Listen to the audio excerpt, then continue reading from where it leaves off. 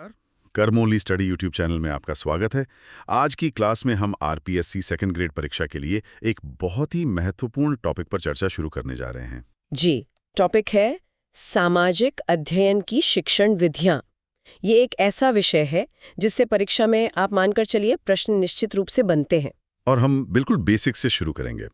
मतलब सबसे पहले ये समझेंगे कि ये विधि होती क्या है, फिर शिक्षण विधि किसे कहते हैं और फिर इसके अलग अलग प्रकारों को जानेंगे। तो सबसे पहला शब्द है विधि। स्क्रीन पर देखिए, विधि, रीति, पद्धति, साधन, तरीका, रास्ता। अच्छा, तो विधि का मतलब बहुत सीधा साधा है, किसी भी काम को करने का तरीका। बिल्कुल, जैसे हम कहते हैं ना, खाना बनाने की विधि, बस वैसे ही पढ़ाने की भी एक विधि होती है, एक तरीका होता है। यहाँ एक फैक्ट भी दिया है कि विधि मेथड शब्द की उत्पत्ति लैटिन भाषा से हुई है, जिसका अर्थ है मोड, वे, तरीका, रास्ता। हाँ, और ये एक महत्वपूर्ण तथ्य है। परीक्षा में ये पूछा जा सकता है कि मेथड शब्द किस भाषा से लिया गया है। तो याद रखिएगा, ये लैटिन भाषा का शब्द है। अब आते हैं शिक्षण विधि पर।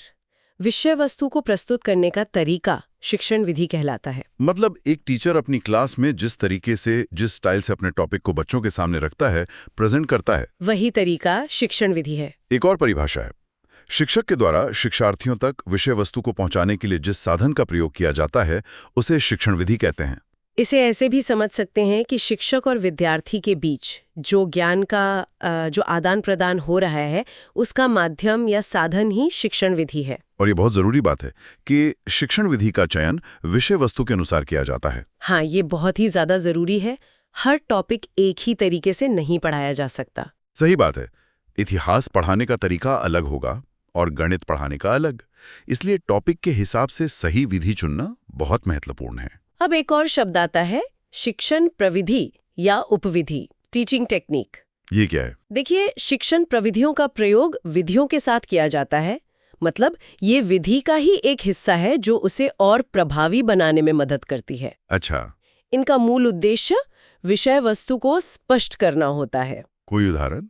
मान लीजिए शिक्षक व्याख्यान विधि का प्रयोग कर रहा है, ये तो हो गई विधि। अब बीच बीच में वो कोई कहानी सुनाकर, मतलब कहानी प्रविधि का इस्तेमाल करके। हाँ, या कोई उदाहरण देकर, मतलब उदाहरण प्रविधि का इस्तेमाल करके अपने टॉपिक को और सरल और स्पष्ट बना सकता है। तो कहानी, व्याख्या, उदाहरण, ये सब प्रविधियां हैं। यहाँ एक जरूरी नोट भी है। नोट। विषय वस्तु को रोचक बनाने का कार्य शिक्षण सामग्री का होता है। जी, यहाँ कंफ्यूज नहीं होना है। विधि का काम है विषय को सही ढंग से प्रस्तुत करना, और विषय को इंटरेस्टिंग या रोचक बनाने का काम शिक्षण सहायक सामग्री का है, जैसे चार्ट, मॉडल या मैप। ठीक है, ये एकदम साफ हो गया। तो अब आते हैं शिक्षण विधि के प्रकारों पर। हाँ, शिक्षण विधियों को मुख्य रूप से दो भागों में बांट सकते हैं। एक है बाल केंद्रित विधि और दूसरी है शिक्षक केंद्रित विधि। Child centred and teacher centred, नाम से काफी कुछ अंदाजा लग रहा है। बिल्कुल। पहले बाल केंद्रित विधि की विशेषताएं देखते हैं। इसमें बालक प्रधान सक्रिय शिक्षक गौण होता है। मतलब इसमें मुख्य फोकस बच्चे पर होता है, बच्चा खुद करके सीखता है, वो एक्टिव रहता है। एकदम, इसीलिए ये लोकतांत्रिक विधि है। बच्चों को अपनी बात कहने और सवाल पूछने की पूरी आजादी होती है। और ये मनोवैज्ञानिक विधि और वैज्ञानिक विधि भी है, क्योंकि यह बच्चों की रुचि, उनकी उम्र और क्षमताओं को ध्यान में रखकर बनाई गई है। इसके उदाहरण हैं प्रोजेक्ट विधि, समस्या समाधान विधि, मानस मंथन विधि। इन पर हम आगे विस्तार से चर्चा करेंगे। जी, अब दूसरी तरफ है शिक्षक केंद्रित विधि। ये तो ठीक इसका उल्टा होगा। हाँ, इसमें बालक गौण, शिक्षक प्रधान। मतलब सारा कंट्रोल शिक्षक के हाथ में होता है। शिक्षक बोलता है और बच्चे सुनते हैं। मतलब ये प्रभुत्ववादी निरंकुश विधि हुई, ऑथोरिटेरियन। सही, क्योंकि इसमें शिक्षक की भूमिका ही मुख्य होती है और इसीलिए इसे अमनोवैज्ञानिक विधि और अवैज्ञानिक विधि भी कहते हैं। क्योंकि इसमें बच्चे की रुचि या व्यक्तिगत भिन्नताओं पर ध्यान नहीं दिया जाता। बिल्कुल। इसके उदाहरण है व्याख्या विधि, प्रदर्शन विधि, कहानी विधि वगैरह। तो अब इन दोनों में से हम आज बाल केंद्रित विधियों में से एक बहुत ही महत्वपूर्ण विधि को विस्तार से समझेंगे। हाँ, आज हम बात करेंगे प्रोजेक्ट विधि की। इसे परियोजना विधि या प्रयोजना विधि भी कहते हैं। इसकी शुरुआत कहाँ से हुई? इसकी शुरुआत मानी जाती है कोलंबिया विश्वविद्यालय यूएसए से। अच्छा, अमेरिका से। और प्रोजेक्ट शब्द सबसे पहले प्रोफेसर रिचर्ड्स ने दिया था। लेकिन शिक्षा में इसका प्रयोग किसने किया? प्रोजेक्ट शब्द का शिक्षा में प्रयोग प्रोफेसर जॉन ड्यूई, शिक्षा शास्त्री प्रयोजनवादी, ने किया। जॉन ड्यूवी, जो करके सीखने के बहुत बड़े समर्थक थे। बिल्कुल, लेकिन जो परीक्षा के लिए सबसे महत्वपूर्ण पॉइंट है वो ये है कि 1918 प्रोजेक्ट विधि का जनक विलियम हेनरी किलपैट्रिक को माना जाता है। ये जॉन ड्यूवी के ही शिष्य थे, है ना? जी हाँ, विचार ड्यूई का था, पर उसे एक व्यवस्थित विधि का रूप किलपैट्रिक ने दिया, इसलिए जनक किलपैट्रिक है। और इस विधि को परिभाषित किया स्टीवेंसन ने। सही। और इस विधि का जो दार्शनिक आधार है वो है प्रयोजनवादी विचारधारा, प्रैग्मेटिज्म, जो उपयोगिता पर जोर देती है। हाँ, और भारत में प्रोजेक्ट का प्रारंभ मोगा जिला पंजाब से हुआ। ये भी एक अच्छा फैक्ट है। ठीक है, अब प्रोजेक्ट का मतलब क्या है? प्रोजेक्ट का अर्थ निश्चित उद्देश्य की प्राप्ति के लिए रूपरेखा बनाना और उसे क्रियान्वित करना। मतलब पहले आप एक लक्ष्य तय करते हैं, फिर उसे पूरा करने का प्लान बनाते हैं और फिर उस प्लान पर काम करते हैं। बिल्कुल। अब कुछ परिभाषाएं देखते हैं जो परीक्षा में सीधी पूछी जाती हैं। किलपैट्रिक के अनुसार प्रोजेक्ट वह उद्देश्य कार्य है। A project is a purposeful activity. उन्होंने पर्पस या उद्देश्य पर सबसे ज्यादा जोर दिया। हाँ, वहीं स्टीवेंसन के अनुसार प्रोजेक्ट समस्यात्मक कार्य है। A project is a problematic act. मतलब वो इसे एक प्रॉब्लम की तरह देखते हैं जिसे हल करना है। और बेलार्ड के अनुसार प्रोजेक्ट वास्तविक जीवन का छोटा सा अंश है। A project is a bit of real life. वाह, ये तो बहुत अच्छी परिभाषा है।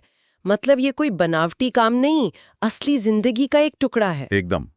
अब इसकी विशेषताओं पर आते हैं। पहली, प्रोजेक्ट बहुउद्देश्य कार्य है। इससे कई लक्ष्य एक साथ पूरे होते हैं। दूसरी, इसमें बच्चे मानसिक व शारीरिक रूप से सक्रिय रहते हैं। तीसरी और सबसे अहम, यह करके सीखने पर आधारित है, लर्निंग बाय डूइंग। और ये वास्तविक परिस्थितियों पर आधारित होती है। जी, और इससे बच्चों में सृजनात्मक प्रवृत्तियों का विकास होता है, क्रिएटिविटी बढ़ती है। अब इसके नियम या सिद्धांतों को देखते हैं। पहला तो वही है, करके सीखने का सिद्धांत। दूसरा, मनोवैज्ञानिक सिद्धांत, मतलब ये बच्चों के स्तर और रुचि के अनुसार होती है। फिर है रुचि का सिद्धांत और सामाजिकता का सिद्धांत। सामाजिकता का सिद्धांत मतलब बच्चे ग्रुप में काम करते हैं। हाँ, जिससे उनमें सामाजिक भावना का विकास होता है, टीम वर्क सीखते हैं। अगला है व्यक्तिगत भिन्नता का सिद्धांत। इसका मतलब है कि इसमें मंद, सामान्य और तीव्र बुद्धि हर तरह के बच्चे को अपनी क्षमता के अनुसार काम करने का मौका मिलता है। फिर है उपयोगिता का सिद्धांत, मतलब प्रोजेक्ट का असल जिंदगी में कोई उपयोग होना चाहिए। और आखिर में यथार्थता या वास्तविकता का सिद्धांत और स्वतंत्रता का सिद्धांत। स्वतंत्रता मतलब बच्चे अपने तरीके से काम करने के लिए आजाद होते हैं। बिल्कुल।